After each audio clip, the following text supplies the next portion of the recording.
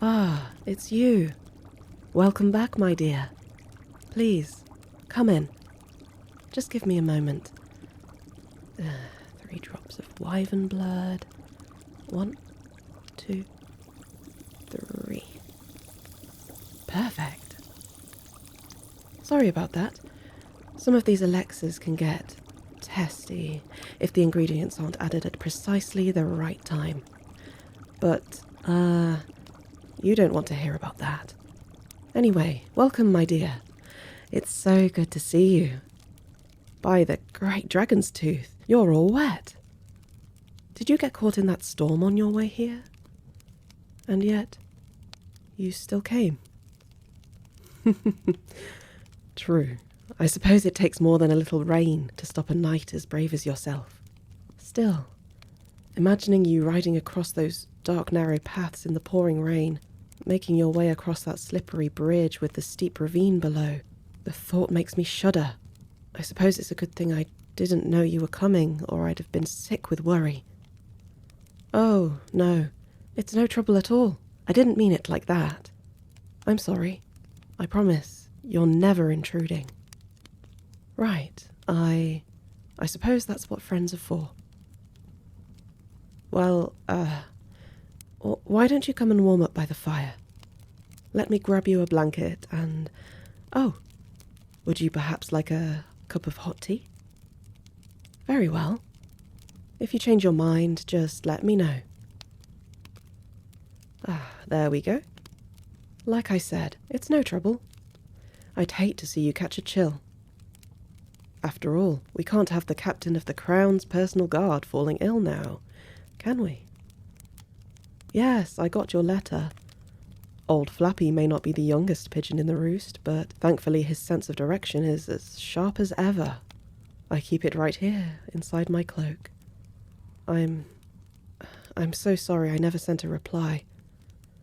I tried to write one, but every time I sat down, the words kept getting all jumbled up. I'd end up with a page full of cross-outs. And then I'd get distracted thinking about you, and how you'd tell me not to overthink it, and I'd say it's too late for that, and then you'd laugh and sit beside me and help me through it, step by step, just like you used to do back at the academy. Remember? All those late nights we spent at the library, hunched over our desks, quills scratching feverishly while our candles burned low.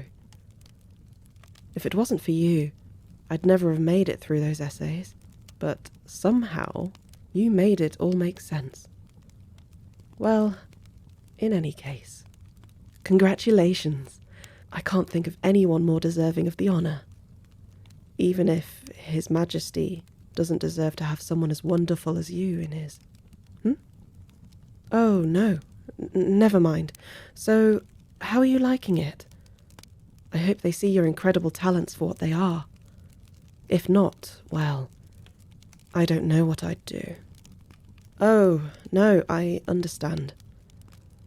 I can only imagine how many more responsibilities you must have now. Of course I can't expect you to be able to write or visit quite as often as before.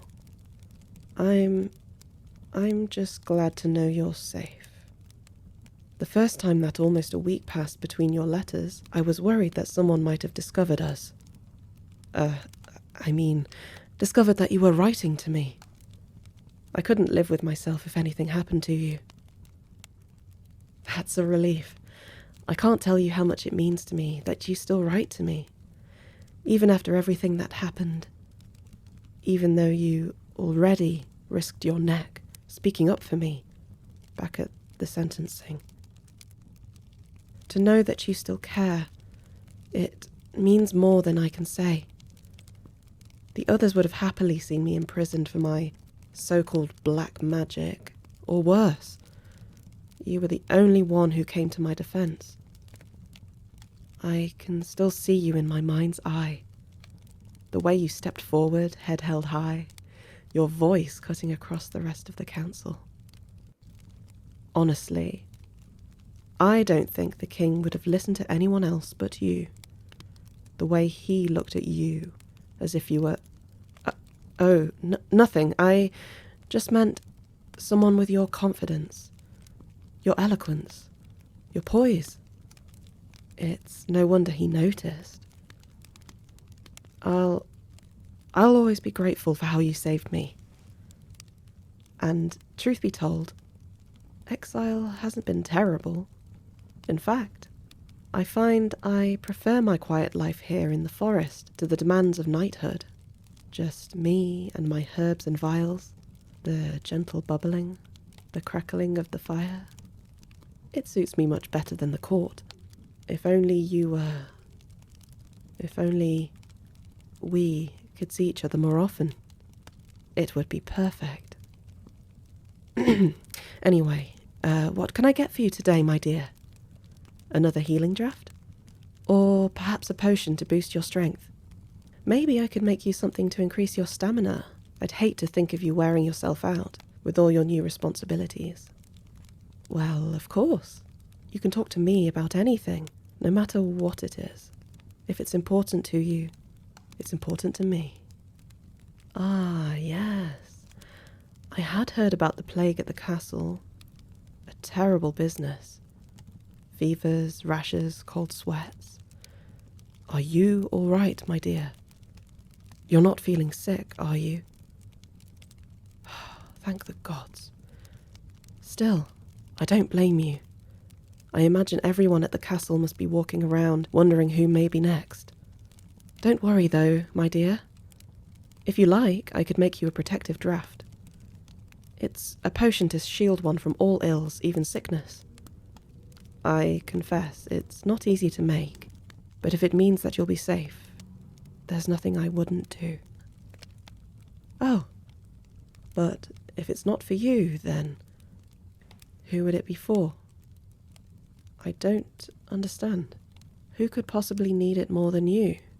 Oh, you mean... No, I'm fine, really. No, of course not, my dear. Why would I be angry with you? You're just doing your duty. It's your job to protect the king, even if it means consulting the enemy. Not your enemy, perhaps, but I doubt His Majesty would say the same. I'm a practitioner of black magic, after all. I have the brand to prove it.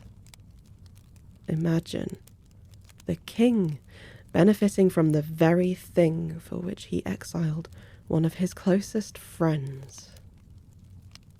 No, wait, please, forgive me. I was just surprised by the request, that's all. Let me see. Ah, yes. Ashes of sage, mugwort, and wormwood in equal measures. Of course I'll still make it for you. Whatever he did to me, it was years ago now. Water under the bridge. And even if I did still bear a grudge, if it meant it would make you happy, I'd do it in a heartbeat. There's nothing I wouldn't do for you, my dear. Now, shall we begin? That's right. We. Would you mind giving me a hand? Why so nervous, my dear? Oh, really? And yet, you're rubbing at the hem of your tunic again. You'd do the same thing with your uniform back at the academy, whenever you were nervous about getting a question right, or whenever we'd sneak to the kitchens for a midnight snack, and get caught by the prefect on duty. Somehow you always managed to talk us out of trouble.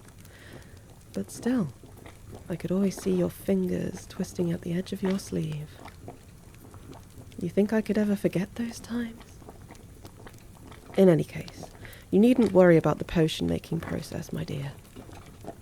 I wouldn't ask you to do anything too complicated. Or perhaps it's more than that. Afraid, perhaps, to betray your beloved king by assisting me with my forbidden magic? I thought so. Still, isn't this all for his benefit? Sometimes you have to do what may be considered wrong in order to ultimately do what's right. Besides, you know my craft is not demonic art like most people perceive it to be. Oh really? Do we not see transformation in nature? Combine yeast with flour and water, and with a bit of warmth, the dough will rise. Heat a pot of water over a fire, and it turns to steam. At its core, alchemy is simply about harnessing the innate properties of things in order to transform them into something new, something more. Is it truly going against nature to tap into the magic within? Magic that has been there all along, just waiting for someone to help it realize its full potential. Trust me, my dear, you won't find out. I promise. Let's start small. Add this powder for me, would you? Yes, just like that. See? That wasn't so bad, was it? Now, simply take this vial and put a single drop in. Go on. Perfect. Isn't the smell just heavenly? Take a deep breath. Yes. Feel it fill your lungs, settling there like a cloud. That soft, sweet scent. I'd almost be happy to sit here breathing it forever. Oh, are you all right, my dear? Of course. After such a long journey, it's no wonder you're exhausted. Not to worry. Just leave the rest to me. It won't take much longer, I promise. A dram of this, a few drops of that, and... there. Would you look at that sheen? Such a beautiful silver. Now, the final step. Would you care to sample it, my dear? Yes, of course. After all, appearances can be deceiving. If His Majesty is going to be drinking it, we need to be sure that it's made correctly. We'd hate for him to come to any harm now, wouldn't we? Go on, take a sip. Good. Oh, well, you'll probably start to feel a little lightheaded. There we go. Not to worry. That's just the protective effect setting in. You may feel your mind clouding over, your thoughts slipping away, the room starting to spin as your body relaxes, your limbs turning to lead. No, don't fight it, my dear. It's okay. Shh. I know, my dear. I know it's scary, but you'll be all right.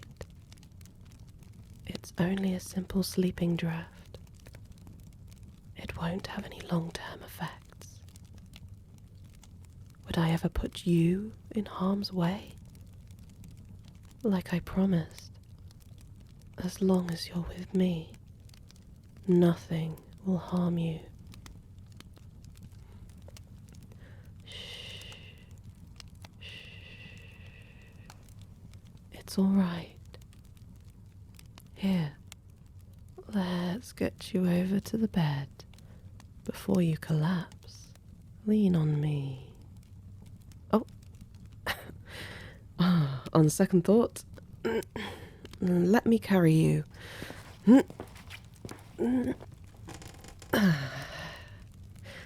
There we go. Doesn't it feel good to rest? Let yourself sink into the sheets. Let those heavy eyes close and allow yourself to drift off. I know. I'm sorry, my dear. I couldn't think of any other way. That bastard was already driving us apart. If I let you go back to him, eventually he'd find a way to turn you against me. He's already ensnared your heart. I won't let him poison your mind against me too. I'd sooner fall on my sword than lose you. But everything will be all right, I promise. Now, just relax, my dear, and let the sleeping draught do its job. Yes, that's it. Sleep, my dear. I'll be here the whole time. Sweet dreams.